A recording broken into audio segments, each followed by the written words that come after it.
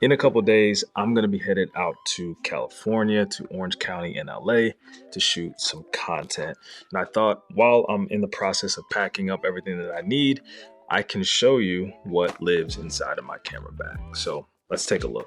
Links to all the gear that I use are going to be down in the description box below. So click on those if you want to pick up any of these items. Number one, as we are talking cameras, is the Sony A7 IV. Now this is my run and gun beast. It's a perfect hybrid camera for me and all the things that I use it for. I take about 70% video and about 30% photos, and I'm able to do both of those things really efficiently with the Sony A7 IV. It's got the flip out screen where I can adjust the camera angle, get some low shots, as well as even some high shots. It's just a really good all-around full frame camera. And I also happen to be shooting with another Sony A7 IV right now, and that has a 24-105G lens. I love using that one single lens because it allows me to get a nice wide shot like you're seeing right now. And I can also zoom in for a little bit more reach, so that way I don't have to be right next to my subject, especially for the way that I shoot and the content that I shoot. This helps to be a little bit further back and still be able to get my subject nicely in frame. Now, to go along with the Sony A7 IV, this is the other piece of gear that I use the most. These are the DJI wireless microphones. These microphones come with two transmitters, two microphones that go into one receiver. And the way that they function is really nice and convenient. All you have to do is open up this little case, which happens to be a charger. Then you just take out one of the microphones, take out the receiver, connect the receiver to the camera, and then now I can talk directly into this microphone, or I can actually connect a lav microphone to it as well. When I'm done, I just slip it back into the case, and it automatically starts charging the transmitters and the receiver. What's also nice about these microphones that make it extremely versatile is that it comes with adapters for both Lightning as well as USB-C. So you can use these microphones with your cell phone or a tablet. And of course you can connect it to virtually any camera, any DSLR or mirrorless camera that you have. And so you're able to get the same quality audio within this small package at a very reasonable price. I'm telling you, with the camera and just these microphones, you can do a ton of content creation. The next piece of gear that I just recently picked up is the Insta360 Go number 3. And this is an action camera. This is actually my first action camera that I've ever owned.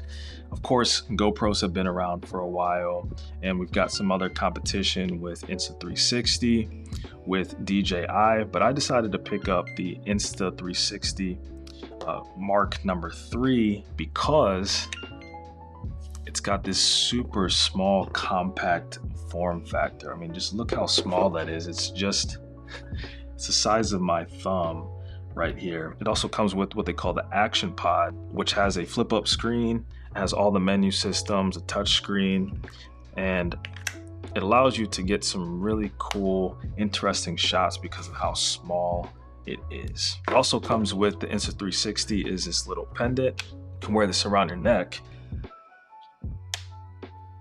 allow it to mount right there, and you can walk around and get a little POV style shots. Same thing with this little hat clip, just like so. And now we've really got a POV shot right here. I haven't used this a ton, but so far I really like it. Make sure you check out my review of the Insta360 Go 3, my first impressions. I took it to Aruba a few weeks ago and had a ton of fun with it. So link that down in the description, and I'll put it up here on the card if you want to check that out. I also decided to pick up this Insta360 selfie stick, really light and compact, but extends really far. And so just having something that you can quickly set up, use your phone, Insta360, or even a lightweight camera. I also have this grip that comes from Sony. It's got these buttons on here where it allows you to change some of the camera settings, take a picture, hit start recording and stop recording. And if you have a certain type of zoom lens or power zoom lens, you can also zoom in and out using this. It Also folds into a little tripod, so it comes pretty handy. And even just sometimes I like to have a little extra grip when I'm hand holding the camera, and I usually will put this on the bottom. That way I have a little bit of extra grip. And if I am shooting more run and gun, sometimes I like to put on a shotgun microphone, especially if I'm not miking up any one particular person. The shotgun microphone allows me to get much better audio than that comes from the onboard microphone on the camera, but I'm also not tied down to having one particular person mic'd. And so having the shotgun microphone, the Rode Video Micro, super handy, lightweight, compact, at a very reasonable price to improve the audio quality of your videos. And it works really good outside. So I love this little thing. It's really important to monitor audio, so I always bring along some headphones, especially in those situations where I need to capture the audio. I need to make sure that it sounds good. Here we have the Peak Design camera strap, and you've probably seen folks on social media or YouTube with these little red things right here. This camera strap is the best design camera strap that I've ever used. It looks really good, it's sleek, and it just functions really well.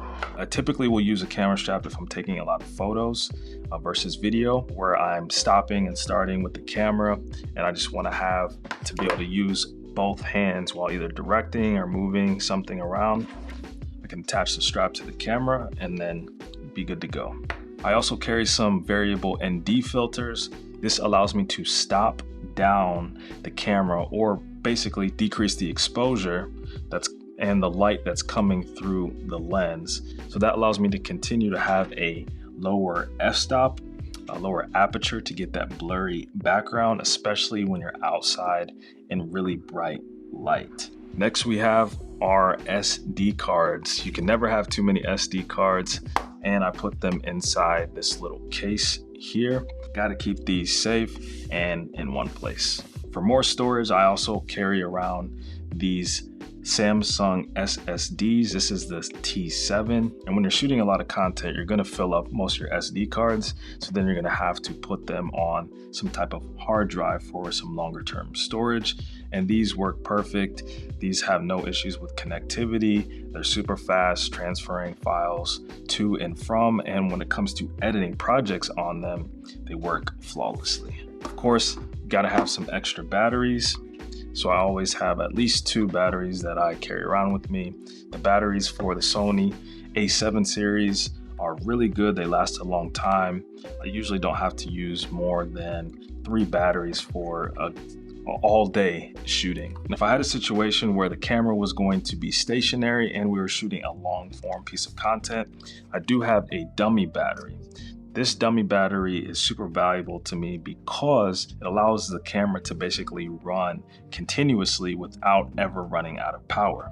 What you do is you just plug it into the wall, and then you insert this into the bottom of the camera, and it basically acts as if you were plugging the camera straight into AC power. So I always keep this inside of my camera bag just in case we're doing a long form piece of content, and I don't have to worry if the camera is going to shut off before we're done recording. And as I just picked up the other day, the DJI Mini 3 Pro.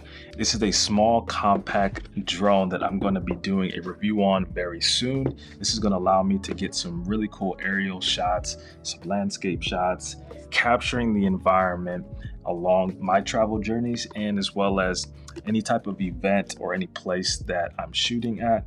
I can put this drone up in the air and capture those amazing shots. This is a really good drone from what I've seen online. I'm super excited to use it, and because it's so small and compact, it actually will fit inside my camera bag. I can't wait to start using this. Again, all of the things that I mentioned here are going to be linked down in the description box below, so if any of these sound interesting to you, make sure you check those links out. And I'll also link any other reviews of these products that I've mentioned up in the card and down in the description box below. If you want to dive deeper into some more tools that will help you with your content creation, make sure you check out this playlist right here, where I break down even more gear that I recommend to help you to create even better content. If you found this video helpful, make sure you hit the thumbs up button, subscribe for more videos like this, and I will see you in the next one.